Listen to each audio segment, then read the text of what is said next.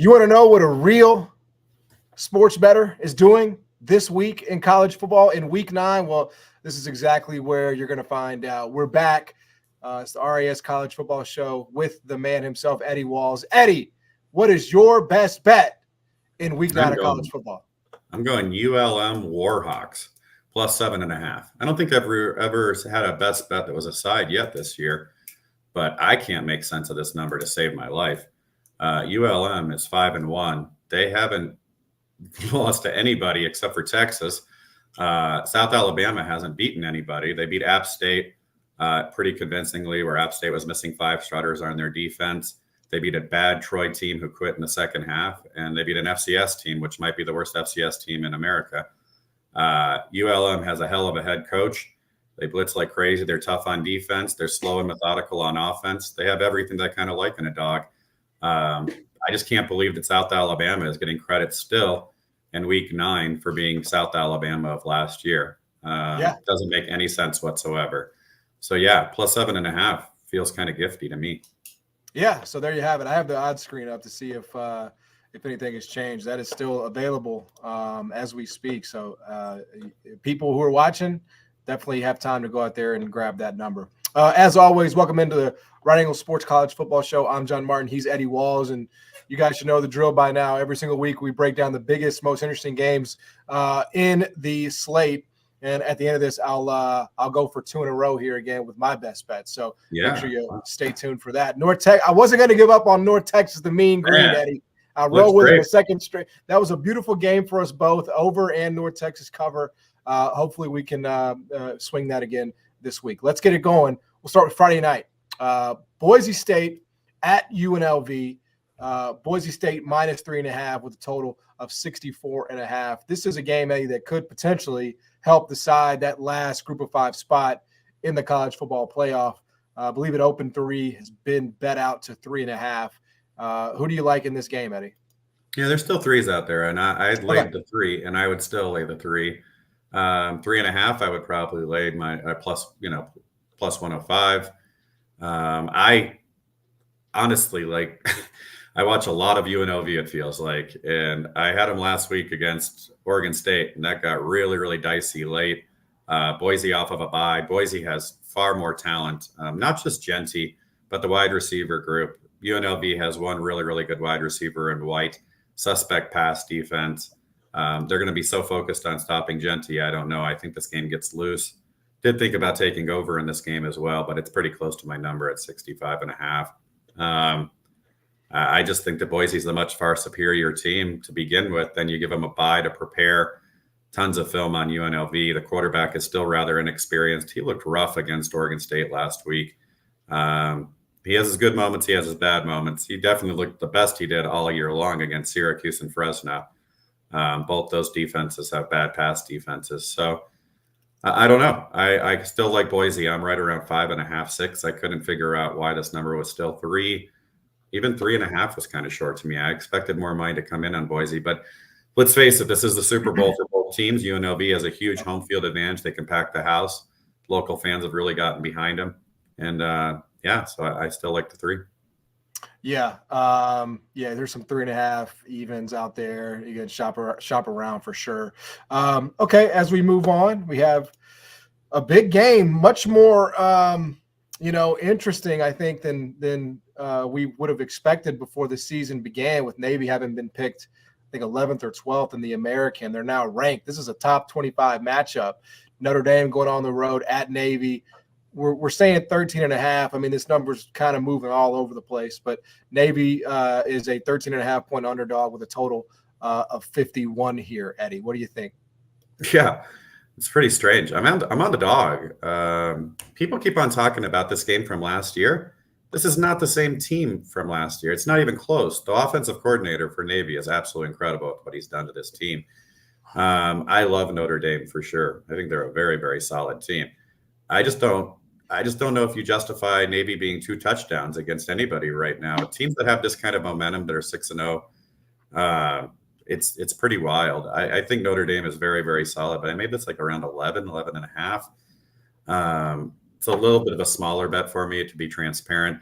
I did think about the under quite quite honestly. These are two really, really slow-moving teams. I think Navy is second to last in pace in the entire country. Notre Dame is very, very good against the run. Hard to prepare for a Navy team, though, mid-season. I think it's wild that Notre Dame, has anybody else noticed this? They don't play any road games. They don't play any true road games. All their road games are neutral. And you mean to tell me that last week Georgia Tech's backup quarterback on a neutral field was 13.5. And now Navy, with everything they've shown this year, obviously that might be opponent based, is still 13.5. Like, I'm sorry, if you think Navy is the same team as Georgia Tech with a backup quarterback, I just don't see it. I'm not there with it. Yeah. I think this is because Navy has been probably one of the shocks of college football. People kind of anticipated, that this would be your dad's Navy, and it's not. I mean, that new OC, Drew Cronick, I think is going to get a big time job after this year, and maybe even the Navy coach. The only concern I guess I would have about Navy, and I'm curious how you sort of interpret this, is they just have not played anybody even remotely close, Right. And so I love them in the context of basically anybody they would ever play. There's really probably not a number I wouldn't lay in the AAC, with them. But it's like, how do you quantify the jump up from what they've seen to Notre Dame? Who has Notre Dame played? Fair enough. Yeah, I mean, Texas A&M. They play Texas A&M. They play Texas A&M with their quarterback being pretty hurt from what it turned out. Yep. After that, they lost to Northern Illinois. They played. I can't think of anybody where I was like, man, Notre Dame. They really shocked me with how good they were against a really good team. I still have questions about Riley Leonard and the ability to pass the ball. I haven't really seen them have like an explosive passing attack. So I don't know. No, I would not have. I doubt that Navy would have a player on the front seven that would start at Notre Dame. Obviously, I mean that's why we're getting 14. Right. I mean, we're not talking about like a pick here or anything like that. I just thought it was kind of a crazy spot for Notre Dame with getting 2 touchdowns. I mean, Notre Dame giving up 2 touchdowns. Now, mind you, if they blow them out, it is a smaller bet for me. I'm not going to say it was like one of my best bets or bigger bets of the week or anything like that. I mean, the talent disparity is pretty large here. But when Navy's good, they give Notre Dame really bad trouble. I mean, Coach Kent beat them like 3 out of 10 years or something like that. I think they can stay in this game for a half. I don't know. I would be shocked to see Notre Dame go out there and blow them out, to be quite honest with you. They just don't seem like that team to me. Yeah, there are several 14s out there. So, and some to definitely consider. And by the way, I'm never going to hold it against you for supporting our troops, Eddie. That's what I was thinking when I made this bet, actually. Yes, right. I was. You're a true American. I do what I can. That's right. All right. Moving on. Illinois at the new number 1 team in America, Oregon. Oregon's minus 21.5 with a total here that just seeing it kind of feels short to me, 54.5. What do you think, Eddie? You think the total feels short? Yeah, I just feel like, Illinois has been a team that certainly has shown its inability to not get stops and also with Altmaier score. So I don't know. 54.5 does kind of feel short to me on first glance. I don't have anything in this game. When I was making my numbers, I showed Illinois plus 20, and every part of my gambling intuition said I really don't want to bet Illinois. But my only problem is that Illinois has stalled out so many times in the red zone recently. And I mean, you're going to have to stop the pass, and Gabriel's going to pass it 40 times here probably. Yep. Illinois' run defense has been sicko. I don't know if they faced a real passing attack. This will definitely be their first true test. And I mean, Oregon being number 1, they don't have anybody left on their schedule, really. This is probably their last true test of a ranked opponent. I really don't want to be taking plus 21 when Oregon might have the ability to run it up, kind of make a show of it. They haven't done that much this year, so I don't have any conclusive evidence that they would here. I did think about taking under, to be quite honest with you, because I think Oregon's defense is really, really good. The only time they didn't look great was against Ohio State, who has a million weapons. Let's face it, Illinois doesn't have right. That's fair. That's fair. I'm pretty close to the number there. I'm like 53.5. So I don't have anything in this game. But yeah, nothing for me either. Just an initial thought there. And again, we're into week 9 here. There shouldn't be many secrets left on the board at this point. Moving on to the SEC Eddie, in a game that is certainly different than we thought it might be a couple of weeks ago. Missouri is just ravaged with injury. Running back's out. Quarterback's probably not going to play. And this number has ballooned out to Alabama minus 17 with a total of 51.5. How big is the drop-off, you think, with all the injuries here for Missouri? Yeah, it's huge. I mean, it almost feels like they're punting this game. I don't have anything at this current number. I was able to sneak a bet in yesterday when the news broke about Cook. But, I mean, if your quarterback's out, your number one running back's out, your number two wide receiver's out, your number one tight end's out, your offense is going to be pretty bad with Drew Pine. I mean, you have Luther Burden, and that's about it. And the defense looks so suspect, especially not just Texas A&M, but I was on the under last week against Auburn. And I mean, like, Auburn was flying up and down the field. They just couldn't do anything. If Auburn's like getting kind of big plays on you and getting wide receivers open early, and I don't know, that offense for Auburn is tough to watch. So I thought I had a shoe, and it got a little dicey there in the second half. Not too much of a sweat, but I don't know. I couldn't do anything at 17 or the current number. I am very, very curious to see where this total lands, because I think Alabama's offense is much, much better than their defense. And this is kind of like, we haven't seen really Alabama play against a bad offense in a few weeks. So kind of interested to see if they're able to stop a bad offense. I wouldn't get carried away in late 17 still. I mean, like 14 was kind of like at my limit, and before the injuries, and anything on an injury you're going to take. But I have questions about both these teams for sure. Yeah, certainly fair. Staying, actually, all the last two games here are going to be in the SEC. Texas on the road at Vandy. Texas obviously off the loss to Georgia. Vanderbilt is ranked, so vibes are incredible in Nashville. Texas minus 18.5 and a total here of 51.5, Eddie. I haven't done anything with this game yet. I kind of want to, but I'm waiting. I mean, like, the injury report for Vanderbilt is every single week. It's absolutely crazy. But I mean, their number one wide receiver, Stowers, is questionable. Their number one running back is questionable. I don't know how much of that is real. I know he likes to play games with the injury report. And then I just have questions whether or not Ewers is healthy. He didn't look healthy last week against Georgia. He looked like he was scared to get hit for sure. I mean, I'm sure that's why we're seeing such big under moves here, is because the injury reports are just sick for Vanderbilt's side, and then you still don't know what Ewers' status is going to be. If I got a 20, I wouldn't even care, what the injury report said, but I don't think that's coming until we get clearance on that. So it's going to be a game time decision for me. I definitely just think the Vanderbilt kind of has a vibe to them this year. I mean, there's a team that's had like no success in so long, and I mean, the fact that they beat Bama was a big thing, and you say, okay, well, then Kentucky will do it. I was on the under in the Kentucky game. I had to worry about Vanderbilt scoring and not Kentucky. Right.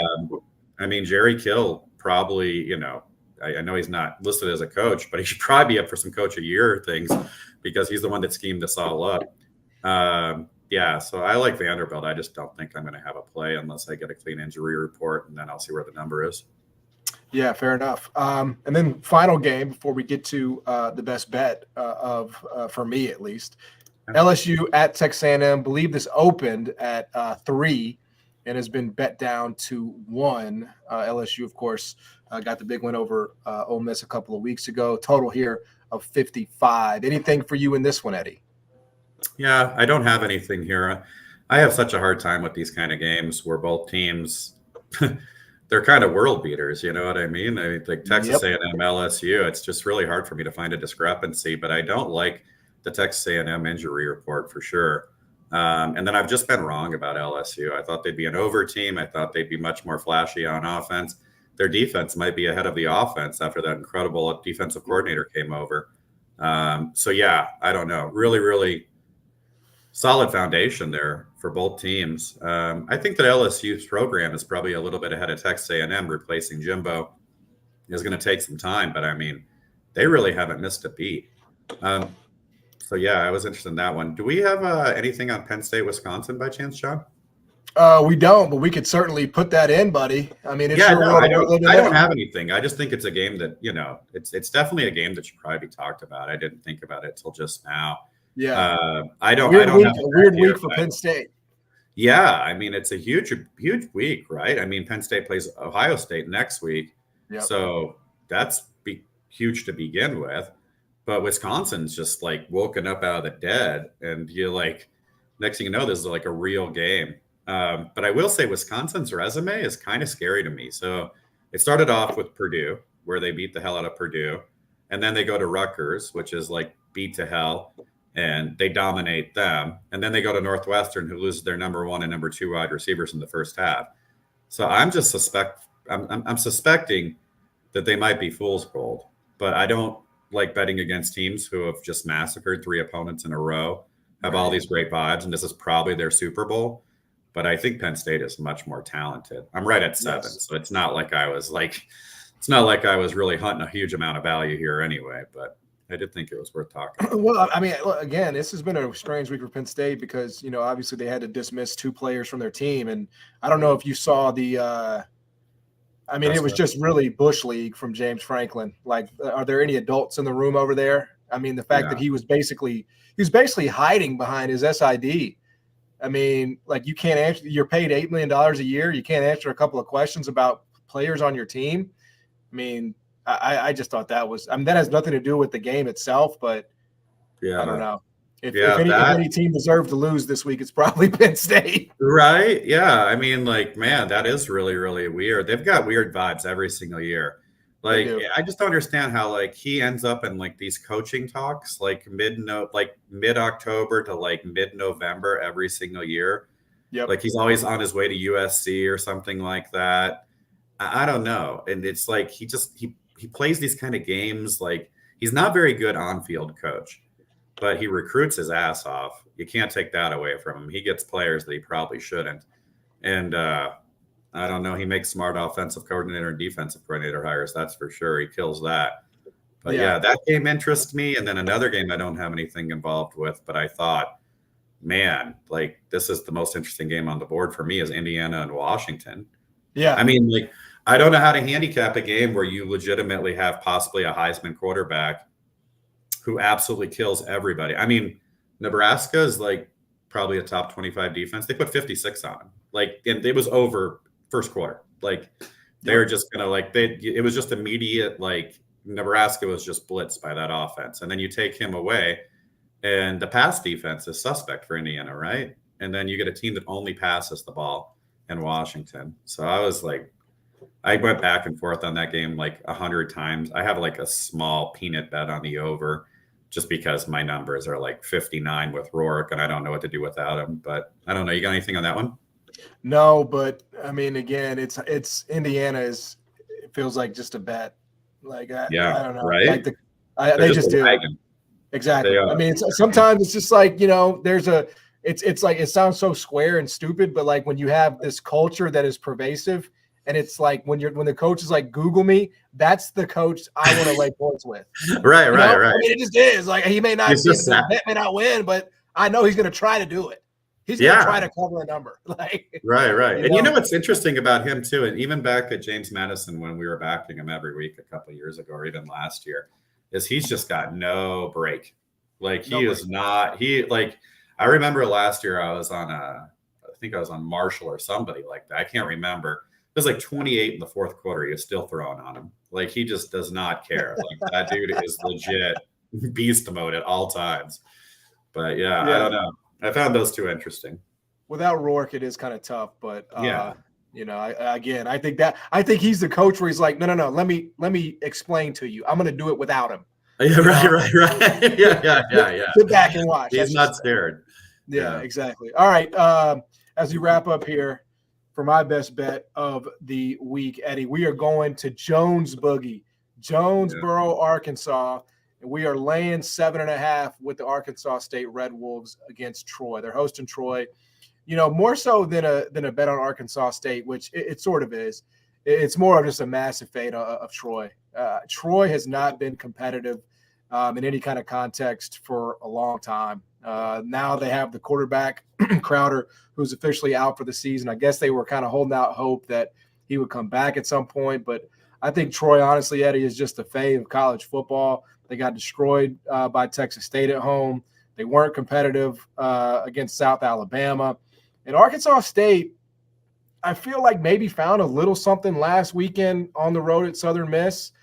Southern Miss kind of had a reset with the new quarterback officially, and they took care of them. I think it was 21-7 after the first quarter.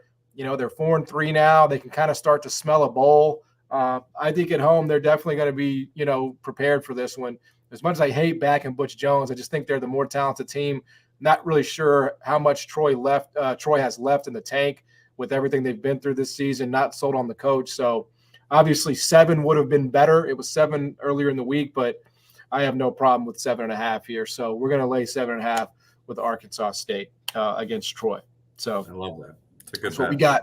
That's what we've got. That's going to do it for us this week in this week's edition of the RAS College Football Show. As always, thanks for being with us. Every single week, we'll be back next Thursday with Eddie's Best Bet. Go through the slates, raspicks.com, betting talk subscription. Got NBA prop releases. We got FCS. It's the best bang for your buck in the world. It's up at raspicks.com. College basketball is available now as well. Eddie, you're the best in the world, man. Thanks for the time as always. Thank you, man. Have a great one. Be safe. Good luck, everyone. Thanks so much, John.